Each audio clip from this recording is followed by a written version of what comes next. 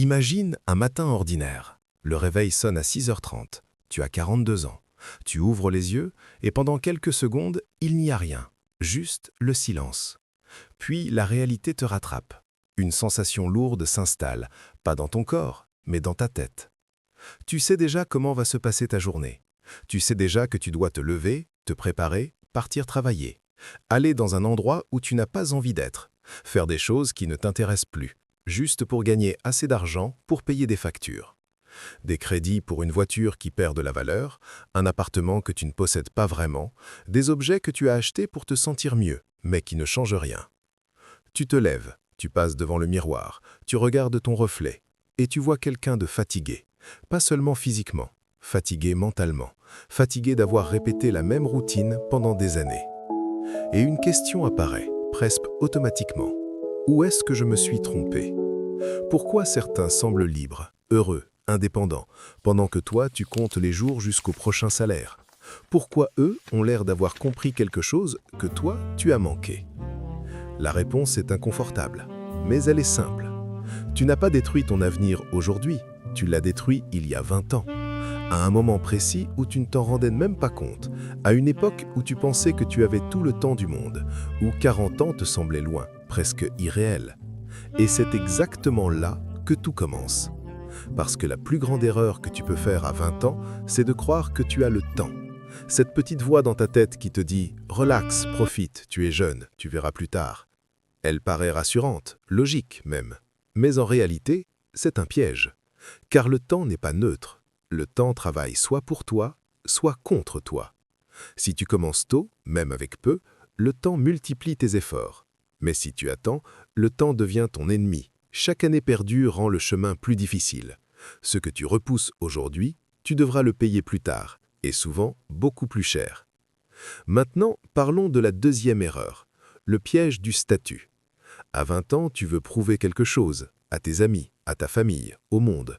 Tu veux montrer que tu réussis, que tu avances, que tu es quelqu'un. Et sans t'en rendre compte, tu commences à associer ta valeur à ce que tu possèdes. Une voiture, un téléphone, des vêtements.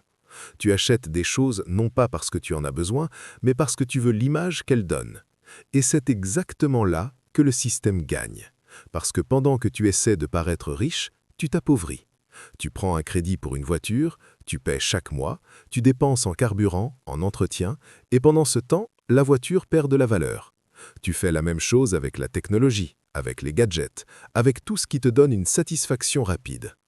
Mais cette satisfaction ne dure pas. Et au final, tu te retrouves dans une situation où tu travailles pour maintenir une image, pas pour construire une vraie liberté. Troisième erreur, faire des études sans stratégie. On t'a toujours dit « travaille bien à l'école, obtiens un diplôme, trouve un travail stable ». Mais le monde a changé. Aujourd'hui, un diplôme ne garantit plus rien. Ce qui compte, ce sont les compétences réelles, ce que tu sais faire, ce que tu peux apporter. Et le problème, c'est que beaucoup de gens passent des années à apprendre des choses qu'ils n'utiliseront jamais. Puis, ils entrent dans le monde du travail sans direction, sans avantage, et ils acceptent ce qu'ils trouvent.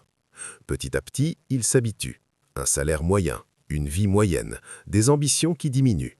Et ils appellent ça la stabilité. Mais cette stabilité est fragile, parce que les technologies évoluent, les entreprises changent, les métiers disparaissent, et ceux qui n'ont pas continué à apprendre se retrouvent bloqués.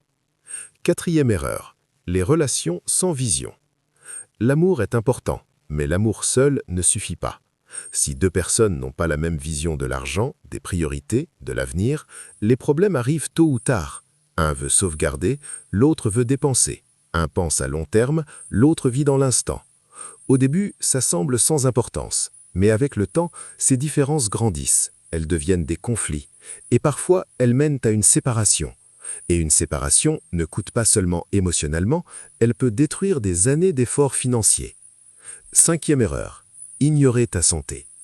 Quand tu es jeune, tu te sens invincible, tu peux dormir peu, manger n'importe quoi, ne pas bouger, et ton corps tient, mais il enregistre tout. Chaque mauvaise habitude, chaque excès, chaque négligence. Et un jour, il présente la facture. Problème de dos, fatigue chronique, maladie. Et soudain, l'argent que tu voulais économiser part dans les soins. Parce que la vérité est simple. Sans santé, tout le reste perd de la valeur. Sixième erreur, vivre dans le plaisir immédiat. Ton cerveau est programmé pour chercher des récompenses rapides. Acheter quelque chose te donne une petite pique de satisfaction, une sensation de contrôle. Mais cette satisfaction disparaît vite. Alors tu recommences, encore et encore. Et sans t'en rendre compte, tu construis une habitude, une dépendance. Tu consommes pour te sentir mieux. Mais chaque achat te rapproche un peu plus d'une vie que tu ne veux pas. Maintenant, revenons à cette personne de 42 ans. Ce qu'elle regrette le plus, ce n'est pas de ne pas avoir gagné assez d'argent, c'est d'avoir perdu du temps. Parce que le temps, une fois passé, ne revient jamais. À 20 ans, tu peux te tromper, recommencer, explorer. À 40 ans, chaque décision a un poids beaucoup plus important. Les responsabilités sont là, les risques sont plus élevés, les possibilités sont plus limitées. C'est pour ça que tout se joue plus tôt que tu ne le penses. Mais la bonne nouvelle, c'est que tu peux encore changer les choses, à partir de maintenant. Commence par une chose simple. Mets de côté une partie de ce que tu gagnes, même une petite somme, mais fais-le régulièrement. Ensuite, arrête de vouloir impressionner. Les gens qui réussissent vraiment ne cherchent pas à le montrer, ils construisent en silence. Évite les dettes inutiles. Si quelque chose ne te rapporte pas d'argent ou de valeur réelle, réfléchis avant de l'acheter.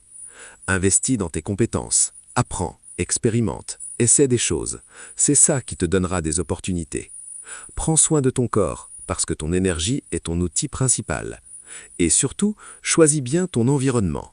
Les personnes avec qui tu passes du temps influencent ta manière de penser, tes décisions, ton avenir. Si tu es entouré de gens qui stagnent, tu risques de faire pareil. Mais si tu es entouré de gens qui avancent, tu avanceras aussi. Tu peux ignorer tout ça, continuer comme avant, ou décider aujourd'hui de faire les choses différemment.